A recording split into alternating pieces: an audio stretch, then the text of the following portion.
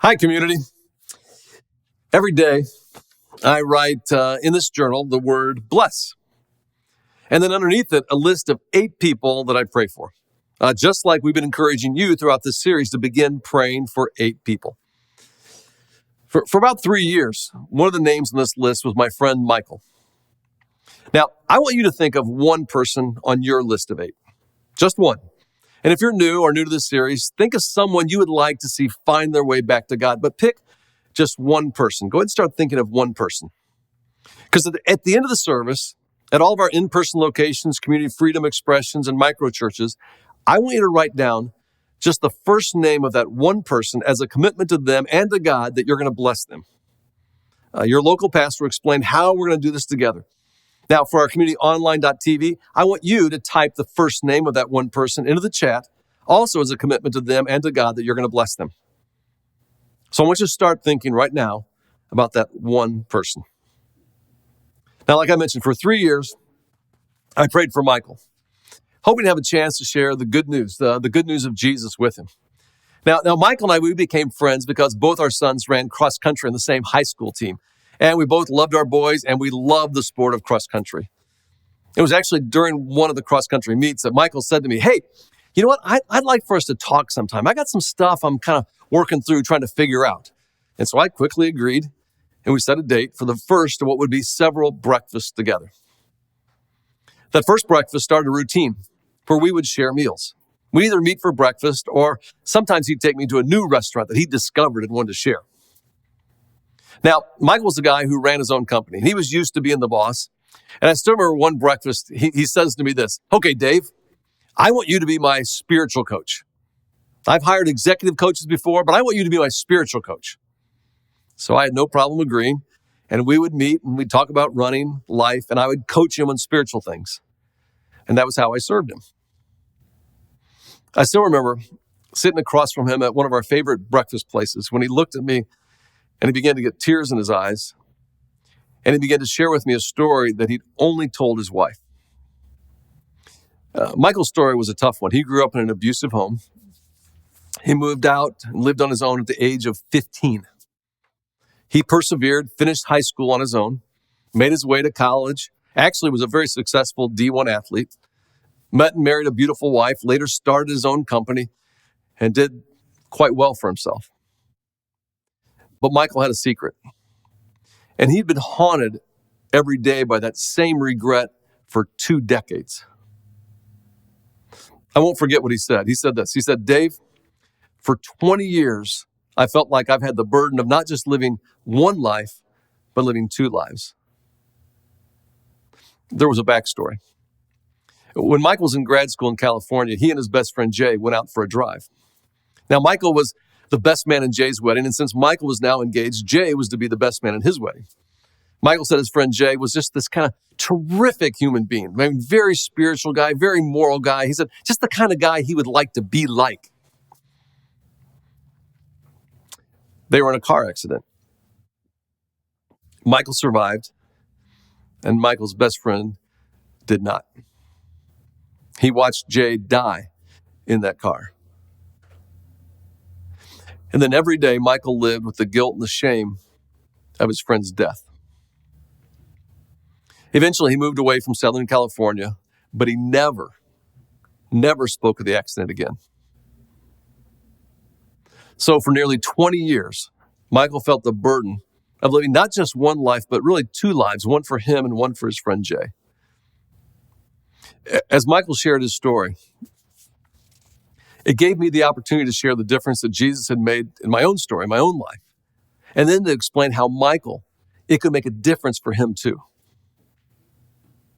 And I want you to know, it wasn't just that breakfast, but it was the praying and listening and eating and serving and storytelling and a whole bunch of other people too.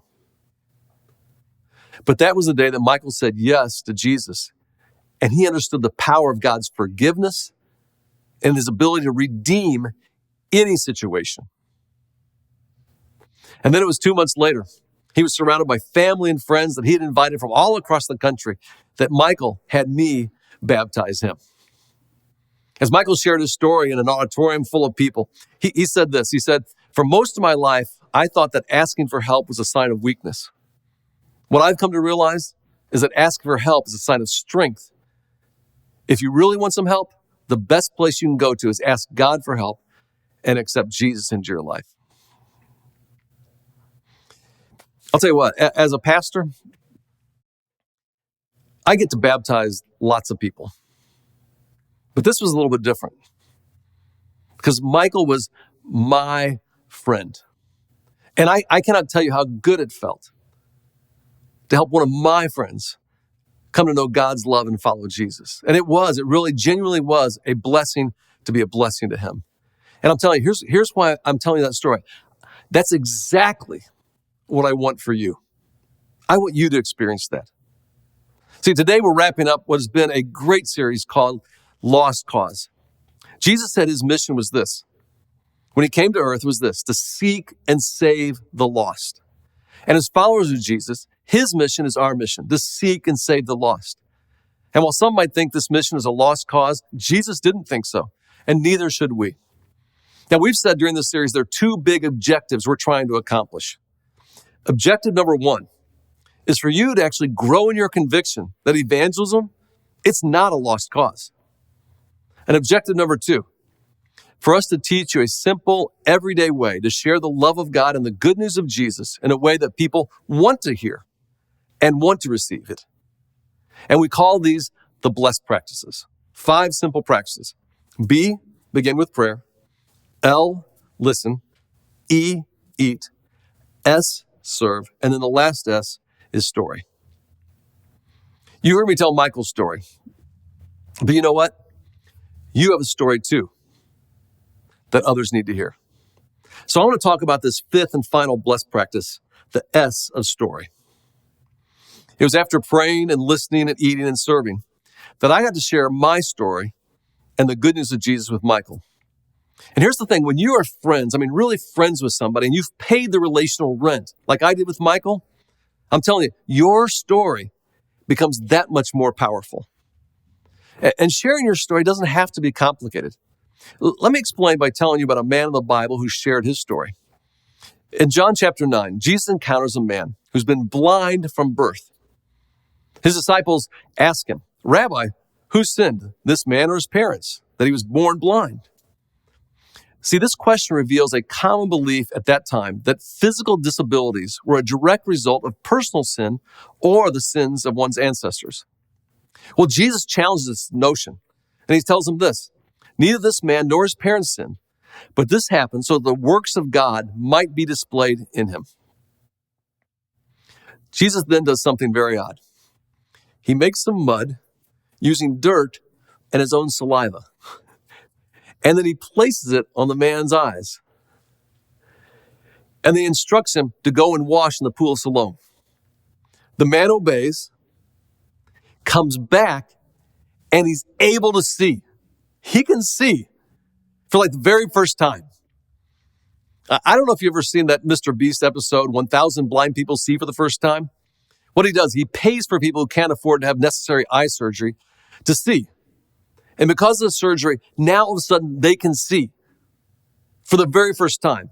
And if you watch this, it is very emotional as these people's eyes are open and they get to see people they love for the very first time. So powerful. And I imagine the same thing was true for this guy in John 9. This miracle creates quite a stir in the community. People know this man is blind and they're stunned. They can hardly believe what they're witnessing there, that he can see. And the Pharisees, the religious leaders, they're skeptical. And they have questions about how this man received his sight. And are you sure you've always been blind? Do you think Jesus was using witchcraft or sorcery? And the man tries to explain that Jesus healed him. But the Pharisees, they don't believe his explanation. They think Jesus is a troublemaker and he's trying to steal their power. So here's how the formerly blind man responds. He replied, "Whether he's a sinner or not, I don't know. One thing I do know, I was blind, but now I see." I want you to notice about his story. This man didn't try to quote scripture. He didn't give some long theological treatise. He didn't pull out a giant Post-it note and a pad and start drawing diagrams. He just simply shared his story. I was blind, but now I see. I think this once blind man's story in John 9 gives us a great framework for telling our story in 3 parts. And I think it simply looks like this. Part 1, my life before Jesus. What did the man say? He said, I was blind. That's who the man was before he met Jesus. Ask yourself, what was your life like before you met Jesus? Or if you grew up in the church, knowing all about Jesus, what was your life like before you got serious about following him? Your story begins with your life before Jesus. Then there's part 2, how I met Jesus. What the man does is he shares his experience. He put mud on my eyes. The man explains this very strange first encounter with Jesus. And it is strange, very strange. But no one can debate his experience. It was his experience. So think about how you became a Christ follower. Did you go through a particularly tough time in your life that led you back to God? Did a friend invite you to church or a small group? Did a life experience inspire you to get serious about following Jesus? Did something very strange happen to you? How did you meet Jesus? Then there's part 3, the third part, my life since I met Jesus. And he simply said, I was blind, but now I see. That's how this man would explain the difference that Jesus made in his life. And I want you to ask yourself, all right, so what difference has Jesus and following Jesus made in your life? How has knowing him impacted both the good times and the hard times? And when you tell your story, include both the good times and the hard times. People want you to be honest about the challenges. Don't give them Sunday school answers. Talk about how God is growing you up still in certain areas and how you still make mistakes. And I promise you this, if you build friendships, real friendships based on praying for them, listening to them, eating together, and serving, you'll have a chance to share your story. And in fact, they may ask you to share your story. And when they do, it'll be powerful and it'll be life-changing. Now, for some of you, when you think about our simple kind of 3-part way to outline your story, part 1, your life before Jesus, part 2, how I met Jesus, part 3, my life since I met Jesus, immediately, you know how to share your story. You go, I got it. This is perfect. Now, others, you might still kind of be struggling to figure out your story and exactly how you would share it. And there might be some reasons why. Like you may be sitting there thinking, well, you know what? I think I need more of a wow to my story. Michael's story that I told you to start off this talk, I both love that story and part of me doesn't love that story. And I love it. Part of the reason I love it is because it's a totally true story. It's a testimony of God's commitment to love us no matter what and to use the very worst chapters in our lives for great good. And I love that. But what I don't love is that when I share that story, sometimes people implicitly think that they have to have a story like that in order to share their story. That you need to have a story that includes the death of a friend and 20 years of regret and a remarkable conversion in order for it to be a story worth telling and sharing. And that's not true. My own story, it's not a wow story. I was raised in a home by 2 parents that loved each other and they loved Jesus. So my life before Jesus was pretty good. At a very young age, 10, I said yes to becoming a follower of Jesus and was baptized. And because of the example of Jesus, and I think God's Spirit in my life, as I was growing up, even into adulthood, I felt short. I fell short in lots of ways. But I didn't make some of the big, painful mistakes that a lot of us make. And then I married an amazing Christian woman, and we did our best. It's definitely not perfect. Things we do different, to raise our family the way God wanted. But maybe here's what you should know about my story, even though it's not a wow story. If it wasn't for Jesus' example and his influence on my family and his Spirit inside of me, I think my story would be entirely different. I think someone with my personality, I think pride, Pride would have driven me to do things and be things that would have destroyed perhaps my marriage and my family. I think there are temptations that I deal with that if I left those unchecked could easily ruin, my leadership and my reputation. When I think about my story, even though it's not a wow story, my story is more a story about knowing that Jesus has protected me from things. And sure, I don't have a wow story, but my not wow story, you know what? It still made a difference in Michael's life. Now there's a second reason that you might be struggling to figure out your story.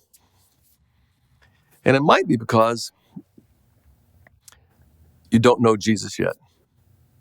You haven't made a commitment to following him yet. A commitment.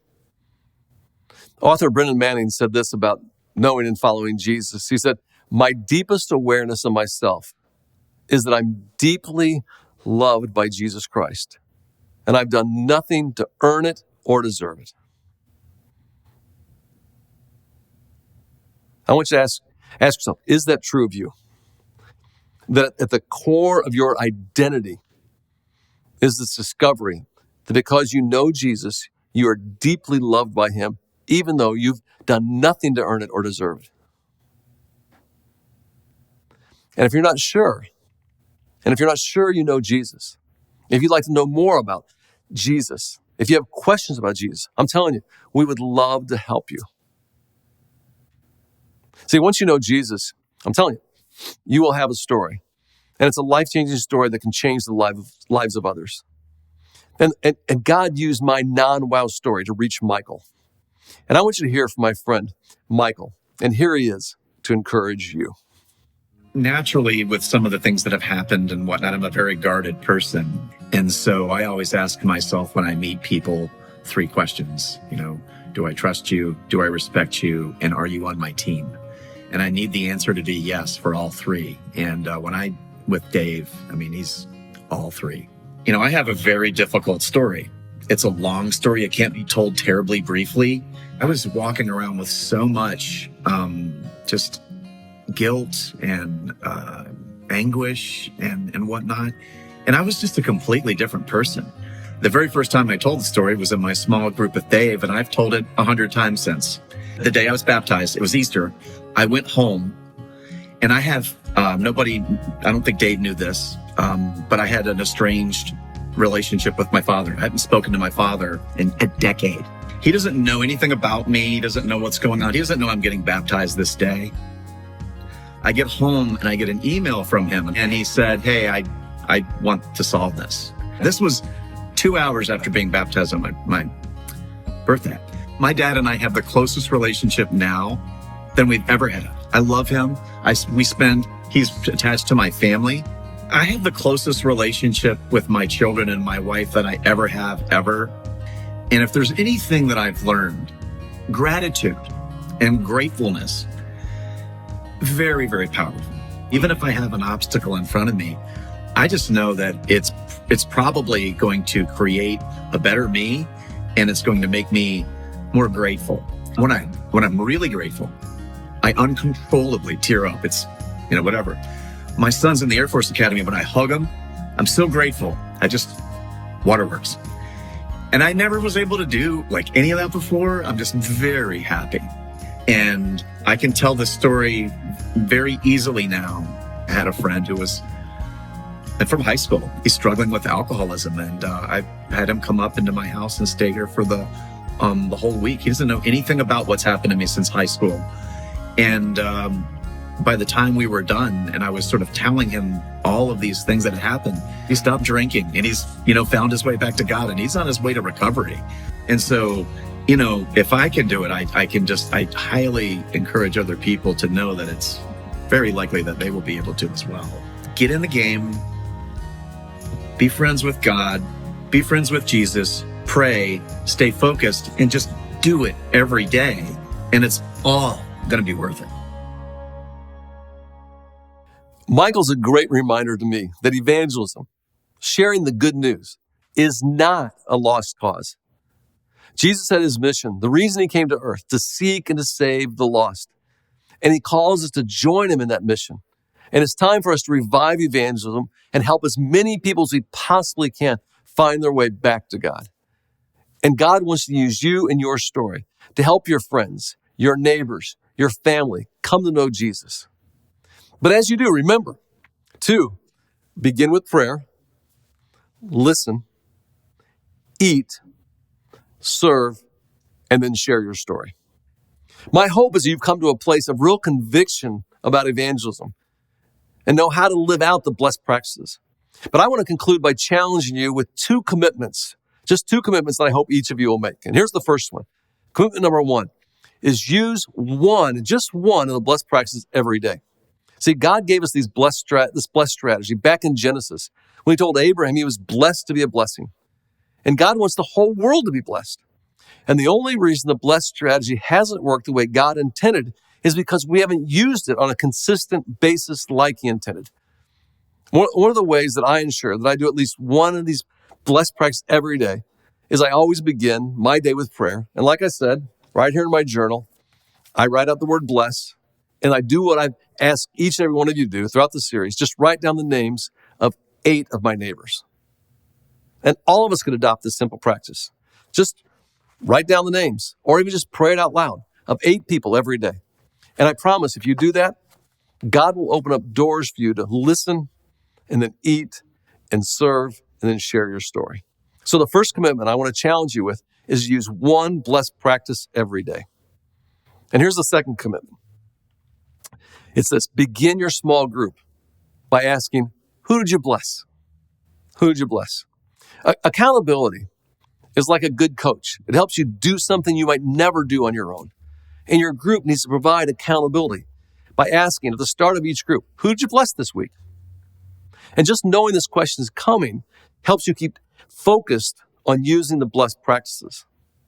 Now, sometimes people ask me, but does it count if I just pray? Yes, that counts. It totally counts. So whether it's praying or listening or eating or serving or telling your story, make sure you do one practice each day and then check in on each other by asking, hey, who'd you bless this week? And if we each make those two commitments, God will bless you and you will be a blessing to your neighbors. And who knows, maybe, just maybe, we can change the world. As we wrap up, I want to come back to the challenge I mentioned at the top of the message. I want you to think of one person, just one person you want to see find their way back to God. One person on your list of 8 people who can kind of represent your 8 people. And I want you to imagine with me for a moment, what could happen if that person's life was changed by the love and knowledge of Jesus?